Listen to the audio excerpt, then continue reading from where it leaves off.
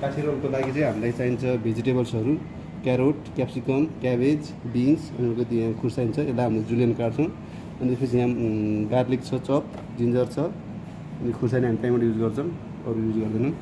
पहिला चाहिँ हामी अब काठीको लागि चाहिँ रोटी तयार गर्दैछौँ। रोटीको लागि चाहिँ हामीसँग यहाँ आटा छ, हाम्रो घरतिर खाने जस्तै आटाको रोटी हो यो। यसलाई पातलो बेलेर पहिला हामी चाहिँ यसको रोटी बनाउँछौँ।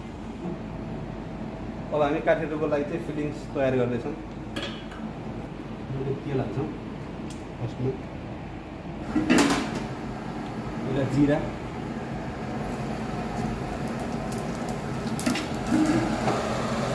गार्लिक चप, भेजिटेबल्सहरू हाल्छौँ। हल्का प्याज पनि यसमा हाल्छौँ। सो हल्का ओनियन, स्लाइस ओनियन,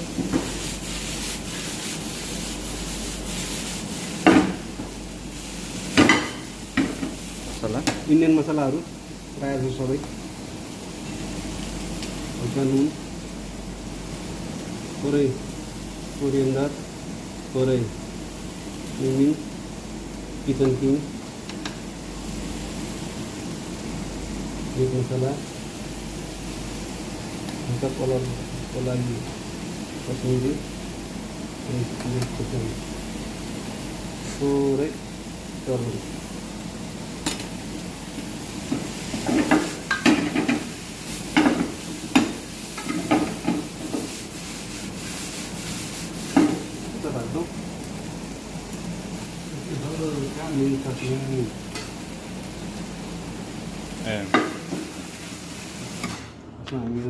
हाम्रो रोटी लिन्छौँ, त्यसमा हल्का मिन्ट चटनी गर्छौँ,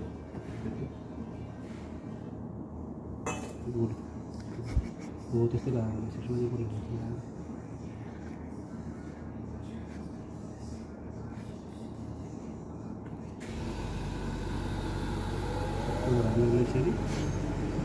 सियो जसरी कपडा सिला जसरी यसरी सिइदिन्छौँ। ल हाम्रो पहिलो काठी रोल